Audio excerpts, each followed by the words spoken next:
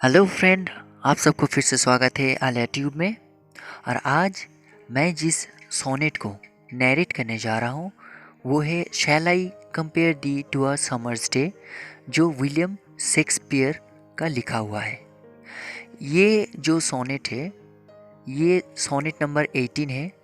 William Shakespeare ने totally 154 sonnet लिखे थे, जिनमें से ये 18 नंबर सोनेट है, इसीलिए इसे सोनेट नंबर 18 भी कहा जाता है। अब इस सोनेट में टोटल 40 लाइन्स है। इसमें 3 क्वार्ट्रेन और एक कपलेट यूज़ किया गया है। क्वार्ट्रेन का मतलब होता है 4 लाइन, तो 3 क्वार्ट्रेन है मतलब 3 4 12 लाइन, और लास्ट में 2 लाइन की एक कपलेट है। इस सोनेट की जो राइम स्कीम है वो है A B C D E F, उसके बाद जी जी। तो आइए इस सोनेट को शुरू करते हैं।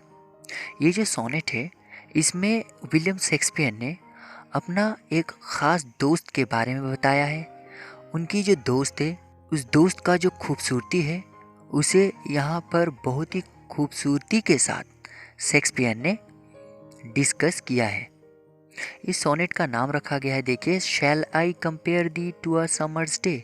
मतलब क्या मैं तुम्हें, समर मतलब होता है गर्मी की मौसम, तो क्या मैं तुम्हें एक गर्मी के दिन के साथ कंपेयर कर सकता हूँ। यहाँ पर देखिए एक रेटोरिक क्वेश्चन रखा गया है जिसका आंसर उन्होंने नहीं दिया है, उन्होंने सिर्फ एक सवाल किया है।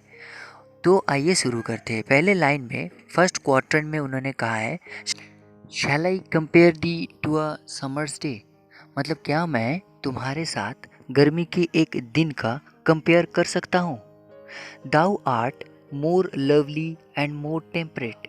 दाउ का मतलब होता है यू, जबकि ये एंशिएंट लैंग्वेज में, इंग्लिश लैंग्वेज में लिखा गया है, तो यहाँ पर उस वक्त का जो लैंग्वेज था इंग्लिश का उसी को यूज़ किया गया है। दाउ का मतलब होता है यू, आर्ट का मतलब होता है आर, तो यू आर मोर लवली। तो खुद अभी जवाब दे रहे कि मैं अगर तुम्हें एक समर्स डे के साथ कंपेयर करूं तो शायद ये गलत होगी, क्योंकि तुम जो हो उस दिन से भी बहुत ज़्यादा खूबसूरत हो। अब दोस्तों, बाहर के देशों में क्या होता है, समर को एक अच्छा सीज़न के बतौर माना जाता है, क्योंकि बाहर की यूरोपियन कंट्री में ज़्यादातर ठंड की मौसम रहती है। तो जब समर आती है तो लोग बहुत खुश हो जाते हैं, और शायद इसीलिए विलियम शेक्सपियर ने उनके दोस्त को समर्स डे के साथ कंपेयर किए हैं। Winds do shake the darling birds of May. अब वो बता रहे हैं कि क्यों तुम समर्स डे से ज़्यादा खूबसूरत और लवली हो। तो उन्होंने समर्स डे जो होता है उसकी कुछ खामियां हैं, कमी है, उसको दिखाया गया है यहाँ पर। रफ विंड्स का मतलब होता है कि गर्म गर्म हवा जो होती है वो क्या करता है, डर्लिंग मतलब खूबसूरत, बर्ड्स मतलब कली ऑफ मे, तो मई के महीने में जो कली खिलते हैं उसे गर्मी का जो रफ गर्म हवाएं होती है वो झड़ देती है। मतलब वो बर्ड जो है वो डिस्ट्रॉय हो जाता है और उसे अफेक्टेड कर देता है। और यहाँ पर देखिए ये जो डू शेक बताया है, तो यहाँ पर इन्फिनेटिव वर्ब यूज़ किया गया है, ठीक है। और नेक्स्ट लाइन में बताते हैं, and summer's lease hath all too short a date. और उन्होंने और एक खामी के बारे में बताया है गर्मी के मौसम का, कि ये जो समर्स का जो डेट होती है, मतलब जो टाइम होता है, वो तो बहुत कम दिनों की होती है। मतलब 2-3 महीने बाद ये जो समर्स होता है, जो सीज़न होता है, वो चला जाता है। इसीलिए उन्होंने कहा है कि all too short a date, तो ये बहुत कम दिनों के लिए आता है, और मैं तुम्हें इतनी कम दिनों की खूबसूरती देना नहीं चाहता हूँ। तुम इससे भी बहुत ज़्यादा लॉन्ग, बहुत मतलब अमर है तुम्हारी जो खूबसूरती है। उनका जो दोस्त है, उन दोस्त के बारे में उन्होंने बताया है शेक्सपियर ने कि उनका जो दोस्त है उसका खूबसूरती जो है वो समर्स डे से भी हटके है और बहुत ज़्यादा लॉन्ग टाइम तक रहने वाला है। अब नेक्स्ट क्वार्टरन में वो बताते हैं, sometimes too hot the eye of heaven shines. और एक खामियां उन्होंने बताया है कि कभी कभी क्या होता है कि गर्मी के मौसम में द आई ऑफ हेवन का मतलब होता है सूरज, साइंस मतलब वो किरण देती है, बहुत ज़्यादा गर्म हो जाती है सूरज, तो इसकी वजह से क्या होता है, गर्मियाँ बढ़ती जाती है और बहुत हॉट वेदर हो जाती है। टेम्परेचर जो है वो बहुत हाई हो जाती है। And often is his gold complexion deemed, और कभी कभी क्या होता है, ये धूप छाँव का खेल चलता जाता है, और ये जो टेम्परेचर है ये हमेशा हाई नहीं रहता है। तो कभी कभी डिम्ड हो जाना मतलब एकदम धीमा पड़ जाता है, गोल्ड कम्प्लेक्सन जो है सूरज की वो धीमा पड़ जाती है, तो हमेशा गर्म नहीं रहता है, ठंड की मौसम फिर से वापस आ जाती है। इसीलिए उन्होंने कहा है कि ये धूप छाँव का खेल यहाँ पर चलता रहता है।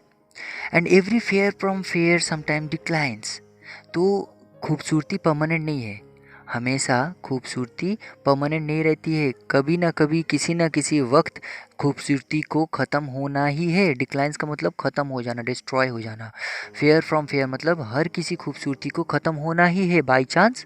और नेचर्स चेंजिंग कोर्स अनट्रिम्ड, या तो वो खूबसूरती जो है बाई चांस ऐसे ही ख़त्म हो जाता है, या फिर natures changing course untrimmed, nature अपने आप से उसे परिवर्तन कर देती है या फिर ख़त्म कर देती है।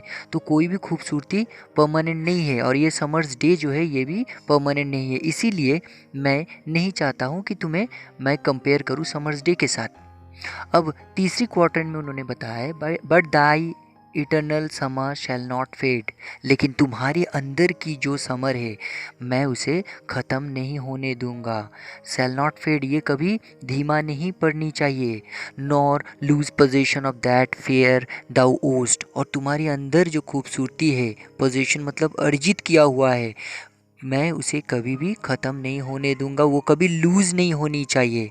Nor shall death brag thou wanderest in his shade, और यहाँ तक कि उन्होंने बताया कि मौत भी तुमको छीन नहीं सकती है, मौत भी तुम्हारी इस खूबसूरती को कभी हरा नहीं सकती है, तुम अमर रहोगे। When in eternal lines to time thou growest, और इटर्नल लाइन्स मतलब मौत के बाद जब वक्त गुजर जाएगी और सब कुछ ख़त्म हो जाएगी, तभी भी मैं तुम्हें ख़त्म नहीं होने दूंगा। सो लॉन्ग एज मेन, और लास्ट कपलेट में उन्होंने बताए हैं, so long as men can breathe or eyes can see, दुनिया में जब तक इंसान है, जब तक इंसान सांस लेंगे, जब तक आंखें देखेगी, so long life this and this gives life to thee, तब तक मैं तुम्हें अमर रखूँगा। और मेरी ये कविता के माध्यम से मैं जो ये लिख रहा हूँ, मेरी जो उक्ति है यहाँ पर, मैं जो कविता लिख के जा रहा हूँ, इस कविता के माध्यम से मेरे दोस्त मैं तुम्हें ज़िंदगी भर अमर रखूँगा। और दोस्तों यहाँ पर फ्रेंड देखिए, विलियम शेक्सपियर ने करके भी दिखाया है। आज से 400 साल पहले उन्होंने ये कविता, ये सोनेट लिखे थे, और आज भी उनका जो दोस्त है उनके बारे में हम लोग पढ़ रहे हैं इस कविता के माध्यम से।